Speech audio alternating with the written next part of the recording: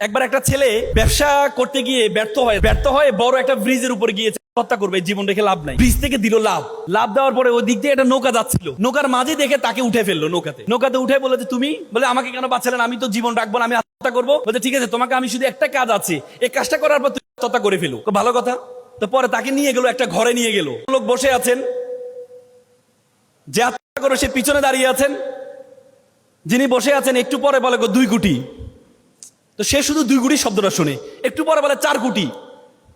সে তো বুঝতে পারছে না কি বলে, কিসের এগেনস্টে 2 কোটি 4 কোটি। একটু বলে 10 কোটি, একটু পরে বলে 20 কোটি। তো সে বললো যে ভাই, উনি হঠাৎ করে একবার বলে 2 কোটি, একবার বলে 4 কোটি, একবার বলে 10 কোটি, ঘটনা কি? বলে যে আমি ওনাকে জিজ্ঞেস করছিলাম যে এর 2টা চোখ বিক্রি করবো, উনি বলে 2 কোটি। আমি এরপরে বললাম তার 2টা কিডনিও বিক্রি করবো, এরপরে বলে 4 কোটি। এরপর আমি বললাম যে পুরো শরীরটাই বিক্রি করবো, বলে যে 20 কোটি। এখন আপনি যদি সত্যিই করবেন, এক কাজ করেন, 20 কোটি টাকা আমি ওনার থেকে নিয়ে 10 কোটি আপনি নিয়েন, আপনার পরিবার পরিজন নিবা, 10 কোটি আমি নিয়ে নিব। কি বলেন? বলে যে আমার দাম এত? বলছে হ্যাঁ, আপনার দাম তো উনি 20 কোটি বলে, কিন্তু বাইরে গেলে আরো বেশি পাওয়া যাবে। তো সে বলবে তাহলে কি ভাই কাজ শুরু করে দিই? বলে যে না না, আমি কথা করবো না। বলছে না, আপনাকে বিক্রি করবো। না না ভাই, লাগবে না, আমার এই জীবন এত দামি জীবন, আমি এটাকে কি করব না, নষ্ট করব না। আজকে আমরা অল্পতে হতাশ হয়ে যাই, অল্পতেই মনে করে এই জীবনটা রেখে লাভ নাই।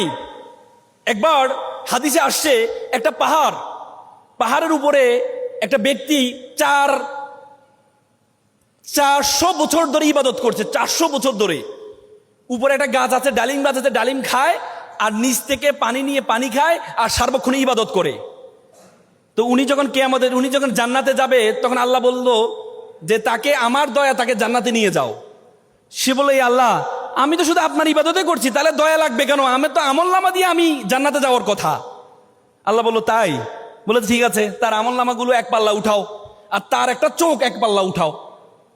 দেখা গেল তার একটা চোখের যে ওজন, সেটা কি নিচে নেমে গেল, পাল্লাটা উপরে উঠে গেল। তখন বললো যে আল্লাহ, আমি ক্ষমা চাই, আমি আপনার দয়া ছাড়া জান্নাত পাবো না।